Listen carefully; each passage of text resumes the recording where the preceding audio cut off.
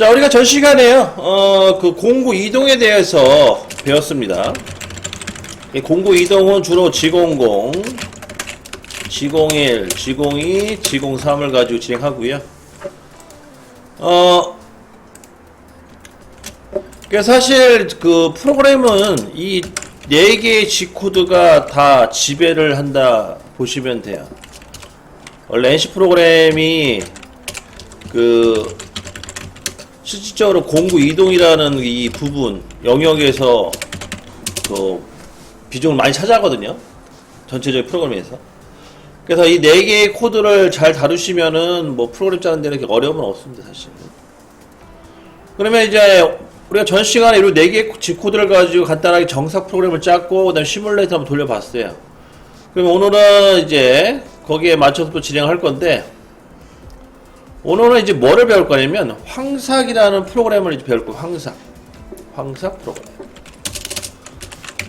우리가 전에 했던 건 정삭 개념이에요. 정삭 같은 경우에는 특징이 뭐냐면 1회 가공 개념으로 가고 1회 가공.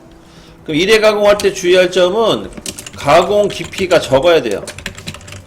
왜냐, 가공 깊이가 많으면 과절삭으로 인해서 그 문제가 생길 수가 있어요. 예를 들어 바이트 팁이 부러진다든지 아니면 기계 그 스핀들이 멈추는 경우도 있어요.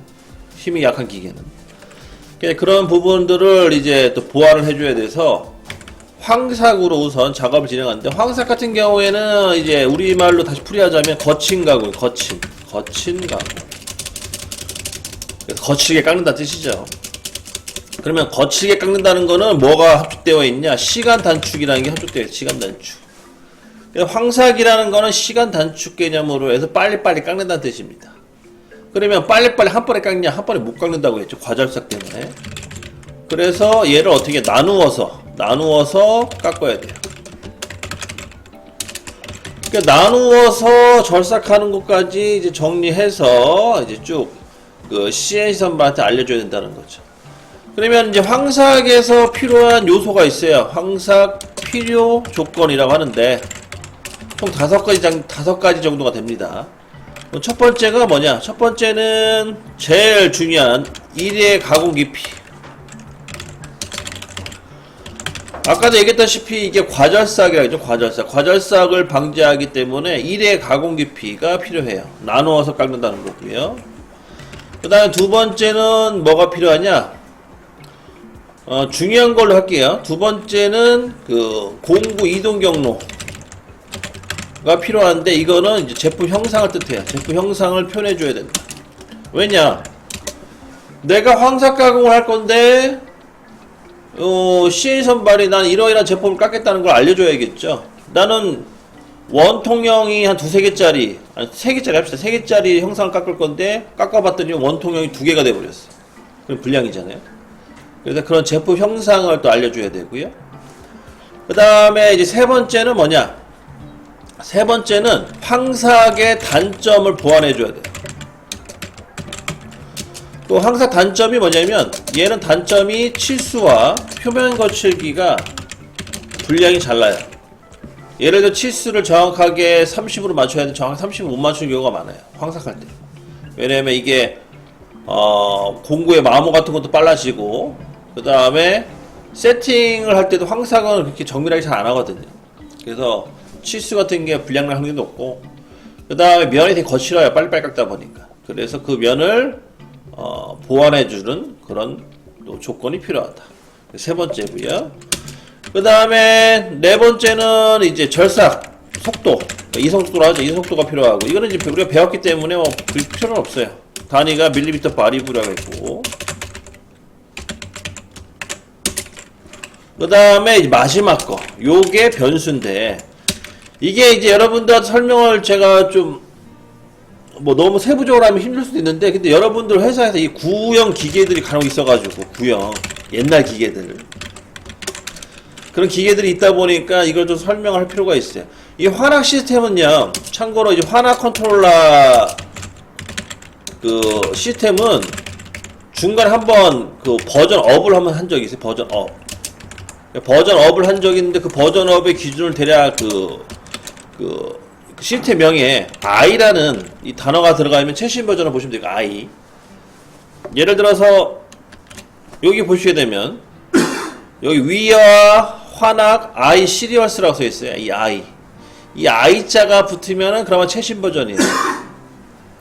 그리고 이 i자 말고 다른 그 문자가 기입되어 있을 경우 옛날 구형 버전일 수도 있어요. 참고하시고요.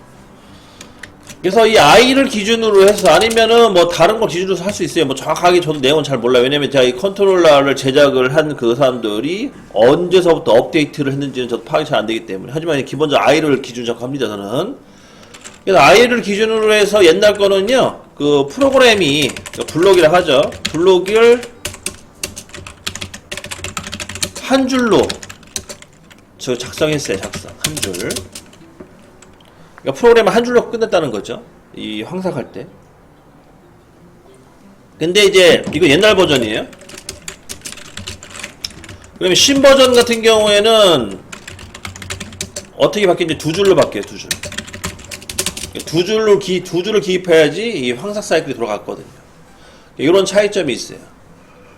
그러면 이 한 줄과 두 줄은 뭔 차이냐? 그게 지금 설명한 5번 때문에 그래요. 5번.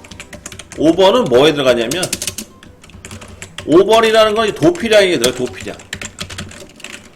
이 도피량이라는 게 뭐냐면요, 뭐 간단히 설명드리자면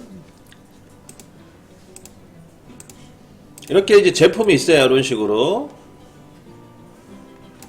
그리고 이제 공구가 이제 여기를 지나가야 되는데 아까도 얘기했다시피 한 번에 못 지나간다고 했죠. 이렇게 나눠서 들어가야 돼요. 나눠서 한 번, 두 번 이렇게 나눠서. 그래서 이거를 직선 완복 운동이라고 하죠. 그러면은 이 가공이 끝난 다음에 이제 요게 제자리로 돌아가야 되잖아요. 가공이 끝나고 나서 이렇게 후퇴를 해줘야 되는데, 후퇴. 이때 그냥 빠지게 되면 재료와 공구가 부딪힐 수 있기 때문에 이렇게 안전거리를 줘요. 이걸 도피량이라고 해요. 안전거리 주는 걸 도피량이라고 하는 겁니다. 그래서 예전에 이 도피량을요, 정해줬어요. 누가? 기계를 만드는 회사에서. 그래서 1mm만큼 떨어져라. 1mm. 그러면 어떤 작업을 하도 무조건 다 1mm만큼 떨어지는 거예요. 1mm만큼 떨어져서 뒤로 후퇴. 1mm만큼 떨어져서 뒤로 후퇴. 이런 식으로 가공이 되는 거죠. 자, 이런 식으로 작업을 했습니다. 그러다가 이제 계속 이제 그 제품을 판매하고 그 작업자가 이제 그 제품 깎다가 느꼈던 여러 가지 불만 사항들, 개선 사항이에요. 개선 사항들을 이제 들었겠죠. 그 중에 하나가 뭐냐? 생산 시간을 높여달라. 생산 시간을 단축해달라는 거겠죠. 생산 시간 단축. 그러니까 생산률을 높여달라는 거고요. 그러면은 생산 시간을 단축하려다 보니까 이제 우리 그 연구진들이 막 머리를 굴리다가 그 중에 하나 쓴 게 뭐냐? 이 도피량을 조절하자. 예를 들어서 1m 떨어지는 거와 0.1m 떨어져 가는 거는 약간 차이가 있어요. 시간 차이가. 이게 한두 번은 티가 안 나는데, 알다시피 이 무한반복이라는 거는 여러 번, 그러니까 수십 번, 수백 번, 수만 번 반복하거든요. 거기에 누적 시간이 이제 계속 이게 점점 커지겠죠. 그러면은 이 1mm와 0.1의 이 시간차가 점점 누적이 되고 나중에는 뭐 제품 두세 개, 한두 개 이상 이렇게 더 생산할 수 있는 시간을 벌 수가 있습니다. 그런 식으로 해서 이제 요거를 이제 조절하는 걸로 바꾸자 해서 도피량이 추가된 거예요. 어디에? 프로그램상에. 그럼 이 도피량은 이제 누가 조절할 수 있냐? 작업자가 조절할 수가 있어요. 예전에 작업자가 불가능했는데 조절하기가. 그래서 지금은 이 도피량을 프로그램상에 집어넣고 써먹습니다. 그 대신에 주의할 점은 너무 짧게 주면은 위험할 수가 있기 때문에 적당한 값을 집어넣거든요. 저는 얼마 정도 집어넣냐? 0.5 정도 집어넣어요. 이것도 반경값 개념이니까 그냥 1mm 떨어지는 거예요. 그 정도 집어넣는데 여러분 입맛대로 맞추세요. 0.1을 넣어주셔도 상관없고 아니면 2mm를 집어넣어도 상관없어요. 이거는.